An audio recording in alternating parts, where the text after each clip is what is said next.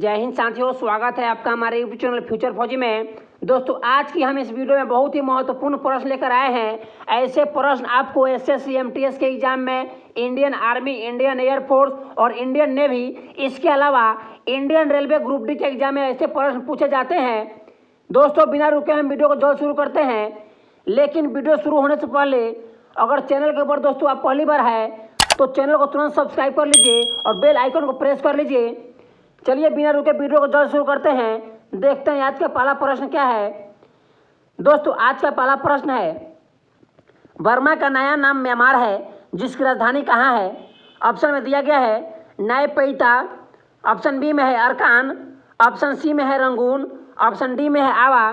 तो दोस्तों, इसका सही जवाब बर्मा का जो नया नाम म्यांमार है और म्यांमार की राजधानी आपका नए पैताय है। ऑप्शन नंबर ए सही जवाब होगा। इसके अलावा जो नए पैता है, यहाँ का जो मुद्रा है दोस्तों, मुद्रा जो है क्यात है, क्या है दोस्तों? मुद्रा क्यात है। इसको आप याद रखिएगा। अगला प्रश्न देखते हैं, वह भारतीय व्यक्ति कौन है जो पानी फाउंडेशन के संस्थापक है? ऑप्शन दिया गया है ए में सलमान खान है, बी में शाहरुख खान, सी में आमिर खान, डी में रणवीर सिंह। तो इसका सही जवाब option number C Aamir Khan होगा। और दोस्तों, आमिर खान की जो पत्नी है उनका जो नाम है, याद रखिएगा दोस्तों, किरण राव जो है उनका नाम है किरण राव। यह जो आमिर खान का पत्नी का नाम है किरण राव है। तो इसका सही जवाब ऑप्शन सी आमिर खान होगा। अगला प्रश्न देखते हैं, सबसे कम क्षेत्र वाला भारत का पड़ोसी देश कौन है? आपको ऑप्शन में दिया गया है भूटान, नेपाल, श्रीलंका, बांग्लादेश। तो दोस्तों, इसका सही जवाब ऑप्शन नंबर ए भूटान होगा। सभी लोग जानते हैं। और दोस्तों, भूटान की राजधानी थिम्पू है, नेपाल की राजधानी काठमांडू है, आप सभी लोग इसे जानते हैं। और श्रीलंका की राजधानी श्री जयवर्धने कोटे है। और बांग्लादेश की राजधानी दोस्तों ढाका है। इसे आप याद रखिएगा। और इसका सही जवाब भूटान होगा।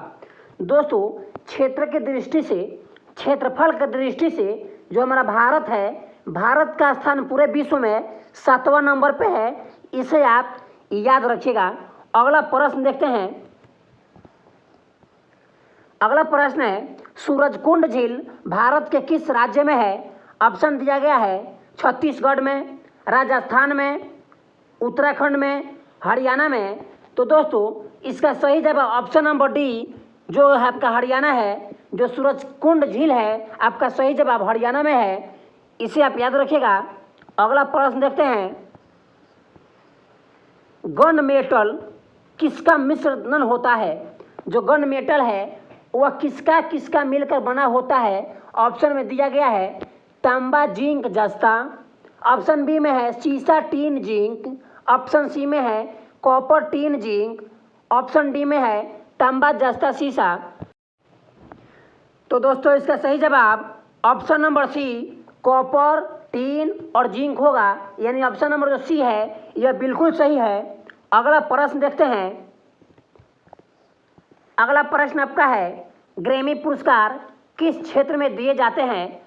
ऑप्शन दिए गए हैं संगीत के क्षेत्र में, विज्ञान के क्षेत्र में, कृषि के क्षेत्र में, साहित्य के क्षेत्र में। तो दोस्तों, इसका सही जवाब संगीत के क्षेत्र होगा। जो ग्रैमी पुरस्कार है आपका संगीत के क्षेत्र में दिया जाता है। अगला प्रश्न देखते हैं, भारत का सबसे ऊंचा हवाई अड्डा का क्या नाम है? आपको ऑप्शन में दिया गया है कारगिल हवाई अड्डा, ब्लेजेक हवाई अड्डा, भुंतर हवाई अड्डा, कुशोक बकुला रिम्पोछे हवाई अड्डा। तो दोस्तों, इसका सही जवाब ऑप्शन नंबर डी कुशोक बकुला रिम्पोछे हवाई अड्डा होगा। दोस्तों, इसकी ऊंचाई 10,682 फीट है। और इसको मीटर में देखा जाए तो यह 3,256 मीटर है। यह दोस्तों आपका जम्मू कश्मीर राज्य में स्थित है। यह भारत का सबसे ऊंचा हवाई अड्डा है। इसे आप याद रखिएगा। दोस्तों, यह जो हवाई अड्डा है यह दुनिया का 22वां सबसे बड़ा हवाई अड्डा है। इसको आप याद रखिएगा। अगला प्रश्न देखते हैं, मयूर सिंहासन का निर्माण किसने करवाया था? ऑप्शन दिया गया है अहमद शाह अब्दाली, बहादुर शाह जफर, शाहजहां और बाबर। दोस्तों तो इसका सही जवाब ऑप्शन नंबर सी शाहजहां होगा। शाहजहां ने ही मयूर सिंहासन का निर्माण करवाया था। बाबर जो है दोस्तों यह मुगल वंश के संस्थापक है। अगला प्रश्न देखते हैं, रिजर्व बैंक ऑफ इंडिया यानी कि आरबीआई की स्थापना कब हुई? ऑप्शन दिया गया है 1935, 1949, 1950 और 1952। तो इसका सही जवाब 1935 होगा। इसमें आरबीआई का स्थापना किया गया था। जो 1949 ईस्वी में दोस्तों बैंकों का जो 14 बैंक थे उनका राष्ट्रीयकरण किया गया था। 1949 में 14 बैंकों का राष्ट्रीयकरण किया गया था। लेकिन इसका सही जवाब ऑप्शन नंबर ए 1935 होगा। अगला प्रश्न देखते हैं, निम्न में से कर्णम मल्लेश्वरी का संबंध किस खेल से है? दोस्तों कर्णम जो मल्लेश्वरी है इनका संबंध बताना है किस खेल से है। ऑप्शन में दिया गया है राइफल शूटिंग, जिम्नास्टिक, भारोत्तोलन, कबड्डी। तो दोस्तों इसका सही जवाब ऑप्शन नंबर सी भारोत्तोलन जो है, भारोत्तोलन से संबंध है कर्णम मल्लेश्वरी का। आप सभी जानते होंगे जो कर्णम मल्लेश्वरी है इनका संबंध भारोत्तोलन से है। अगला प्रश्न देखते हैं। अगला प्रश्न आपका है, पौधों में भोजन का परिवहन होता है किसके द्वारा? ऑप्शन में दिया गया है फ्लोएम, जाइलम, मृदु, पेरेन्काइमा। तो इसका सही जवाब दोस्तों आप बताइए क्या होगा? दोस्तों पौधों में भोजन का जो परिवहन होता है फ्लोएम ऊतक के द्वारा होता है और यह भोजन का परिवहन होता है। और जो भी जड़ से खनिज लवण पानी जो होता है वह दोस्तों जाइलम के द्वारा होता है।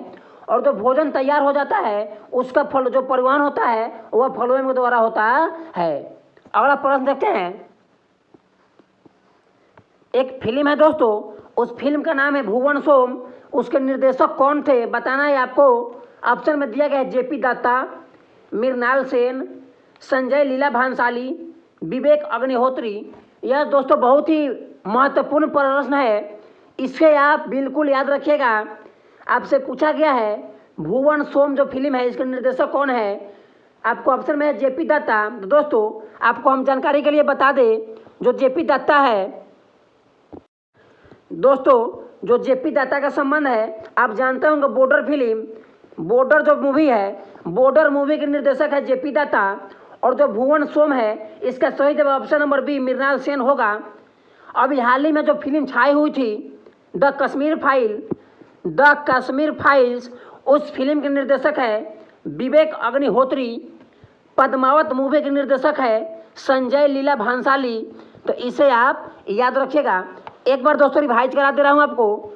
फिल्म जो भुवन सोम के निर्देशक है यह आपके मृणाल सेन है, लेकिन जो जेपी दत्ता है यह बॉर्डर मूवी के निर्देशक है। संजय लीला भांसाली आपके पद्मावत मूवी के निर्देशक है।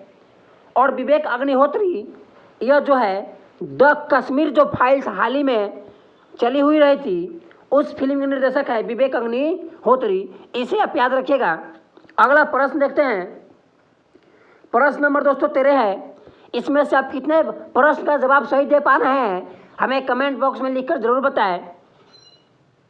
अगला प्रश्न है, बाबर ने भारत पर कितनी बार आक्रमण किया? ऑप्शन में है 5 बार, 7 बार, 11 बार, 3 बार। दोस्तों इसका सही जवाब जो बाबर है भारत पर मात्र 5 बार आक्रमण किया था। इसका सही जवाब ऑप्शन नंबर ए है, यानी कि 5 बार आक्रमण किया था। अगला प्रश्न है, साइनोजोन का अणुसूत्र क्या होता है? दोस्तों यह जो साइनोजोन है यह एक रंगहीन विषैला गैस है। इसका आपको अणुसूत्र बताना है क्या होता है। ऑप्शन में है C2N2, CO2, N2 और Cl2। दोस्तों तो इसका सही जवाब ऑप्शन नंबर ए C2N2 होगा। यह जो है साइनोजोन का अणुसूत्र होता है, इसे आप याद रखिएगा। CO2 जो है दोस्तों यह कार्बन डाइऑक्साइड का होता है, N2 जो है यह नाइट्रोजन का होता है और जो Cl2 है यह क्लोरीन का होता है। साइनोजोन एक प्रकार का रंगहीन विषैला गैस है जिसका अनुसूत्र C2N2 होता है। अगला प्रश्न देखते हैं, मिस यूनिवर्स जो कि 1994 में बनी थी, बनने वाली प्रथम भारतीय महिला कौन थी? दोस्तों मिस यूनिवर्स बनने वाली प्रथम भारतीय महिला कौन थी जो कि 1994 में बनी थी? ऑप्शन में है रीता फाड़िया, सुष्मिता सेन, प्रियंका चोपड़ा, हरनाज सिंधु। तो दोस्तों इसका सही जवाब आपका ऑप्शन नंबर बी हो जाएगा, जो कि सुष्मिता सेन है। यही आपका सुष्मिता सेन 1994 में बनने वाली प्रथम भारतीय महिला क्या थी? मिस यूनिवर्स थी दोस्तों। लेकिन इसके अलावा आपसे प्रश्न पूछे कि जो प्रथम भारतीय महिला कौन थी जो मिस वर्ल्ड बनी थी, तो उसका सही जवाब अगर मिस वर्ल्ड पूछेगा तो रीता फाड़िया थी। वह दोस्तों 1966 ईस्वी में बनी थी। प्रश्न ध्यान दीजिएगा, प्रथम भारतीय महिला इसमें पूछा है आपसे मिस यूनिवर्स है, तो मिस यूनिवर्स जो है सुष्मिता सेन थी। अगर मिस वर्ल्ड पूछेगा तो रीता फाड़िया 1966 में बनी थी और सुष्मिता सेन 1994 में बनी थी। इसके अलावा दोस्तों जो प्रियंका चोपड़ा है, प्रियंका चोपड़ा भी दोस्तों मिस वर्ल्ड चुनी गई है। यह सन 2000 ईस्वी में मिस वर्ल्ड चुनी गई है। इसे भी आप याद रखिएगा। अगला प्रश्न देखते हैं, इनमें से कौन सी नदी गंगा की सहायक नदियां नहीं है? ऑप्शन दिया गया है गोमती, भीमा नदी, बेतवा नदी, चंबल नदी। तो इसका सही जवाब जो भीमा नदी है यह गंगा की सहायक नदी नहीं है। लेकिन दोस्तों गोमती, बेतवा, चंबल यह गंगा की सहायक नदियां है। भीमा लेकिन गंगा की सहायक नदी नहीं है। भीमा जो नदियां है यह कृष्णा की सहायक नदियां है। किस नदी की सहायक नदी है? कृष्णा नदी की सहायक नदी है। इसके अलावा लखनऊ दोस्तों आप नाम सुने होंगे। लखनऊ जो शहर बसा है किस नदी के किनारे बसा है? तो इसका सही जवाब हो जाएगा लखनऊ जो बसा है गोमती नदी के किनारे बसा है। और इस प्रश्न का सही जवाब भीमा नदी हो जाएगा। यह नदी कृष्णा की सहायक नदियां है। अगला प्रश्न देखते हैं, घाघरा के युद्ध में मुगल बादशाह बाबर ने किसको हराया था? सभी लोग जानते हैं घाघरा के युद्ध 1529 ईस्वी में हुआ था। ऑप्शन में दिया गया है मोहम्मद लोदी, इब्राहिम लोदी, बहलोल लोदी, पृथ्वीराज चौहान। तो इसका सही जवाब option number A Mohammad Lodi हो जाएगा। जो घाघरा का युद्ध हुआ था बाबर और मोहम्मद लोदी के बीच में हुआ था और इसमें बाबर ने मोहम्मद लोदी को हरा दिया था। यह युद्ध 1529 ईस्वी में हुआ था। अगला प्रश्न देखते हैं,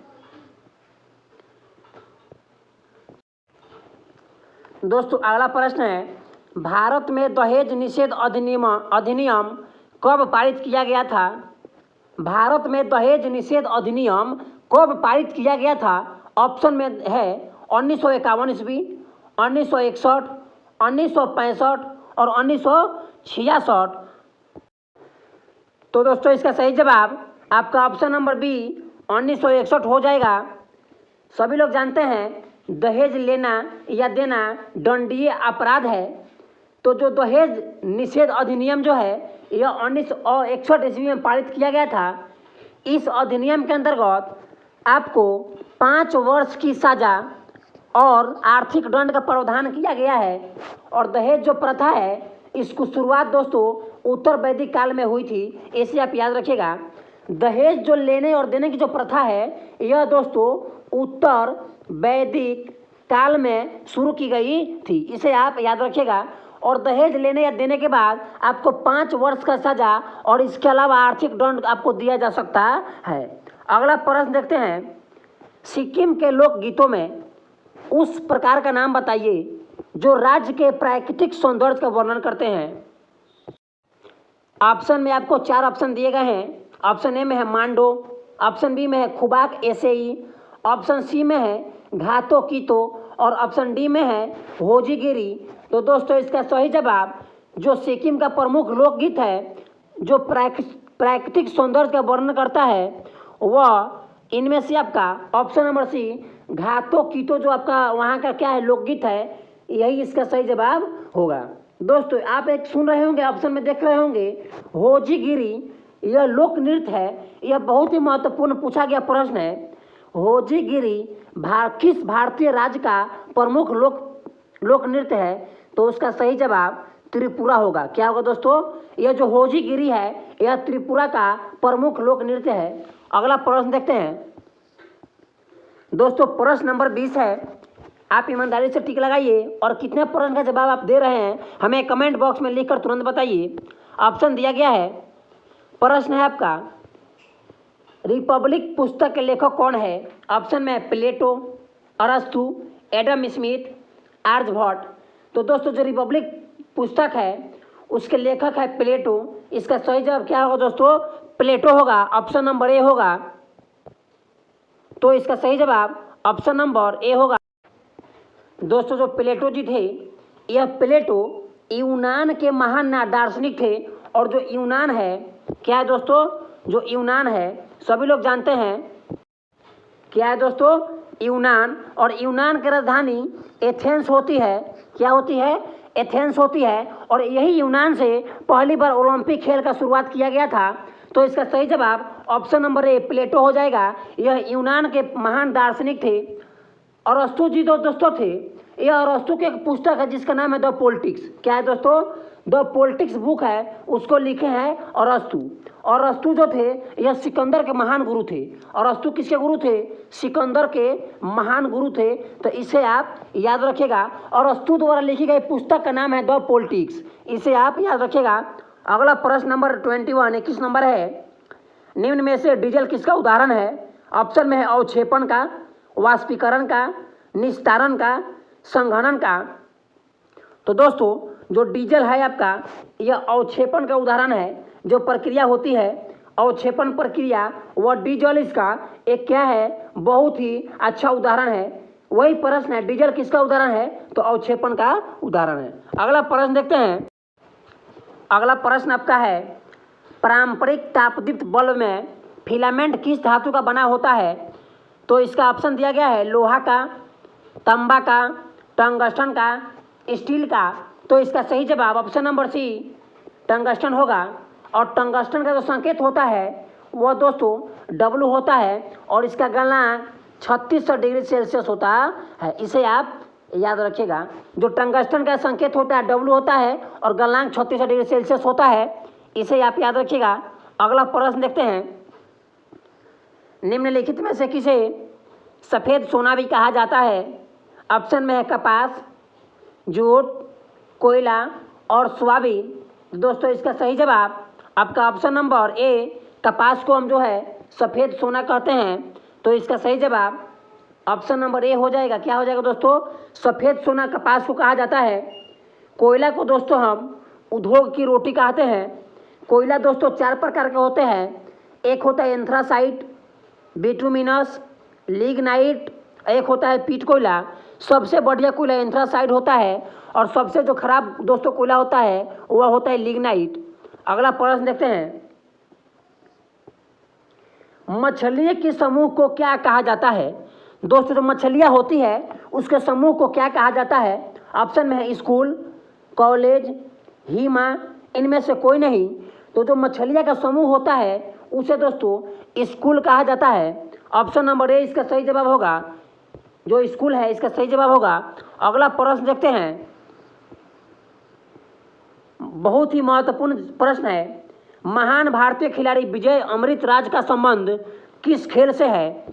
दोस्तों यह जो विजय अमृतराज है इनका संबंध इन 4 गो में से जो 4 ऑप्शन दिए गए हैं इनमें से किससे है? ऑप्शन में है राइफल शूटिंग, बैडमिंटन, तैराकी, लॉन टेनिस। तो दोस्तों इसका सही जवाब आप बताइएगा कमेंट बॉक्स में लिखकर।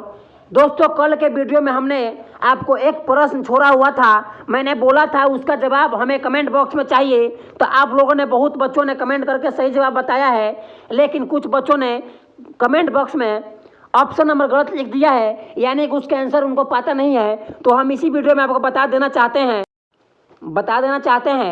प्रश्न था एटीएम का दोस्तों पूरा नाम था, ऑप्शन दिया गया है। तो इसका सही जवाब ऑटोमेटिक क्या होगा दोस्तों? ऑटोमेटिक टेलर मशीन होगा। क्या होगा दोस्तों? ऑटोमेटिक टेलर मशीन, ऐसे आप याद रख सकते हैं। ऑटोमेटिक टेलर मशीन होगा, जो कि आपका एटीएम का पूरा नाम है। बहुत बच्चों ने सही जवाब दिया था, लेकिन कुछ बच्चों ने गलत कमेंट किया था कि सर एटीएम का फुल फॉर्म, किसी ने ऑटोमेटेड बोला था, किसी ने बोला था टैली मशीन होगा। तो इसका सही जवाब ऑटोमेटिक टेलर मशीन होगा। और प्रश्न नंबर 25 का जवाब हमें कमेंट बॉक्स में चाहिए। तब तक के लिए फिर मिलते हैं अगले वीडियो में। जय हिंद, जय भारत।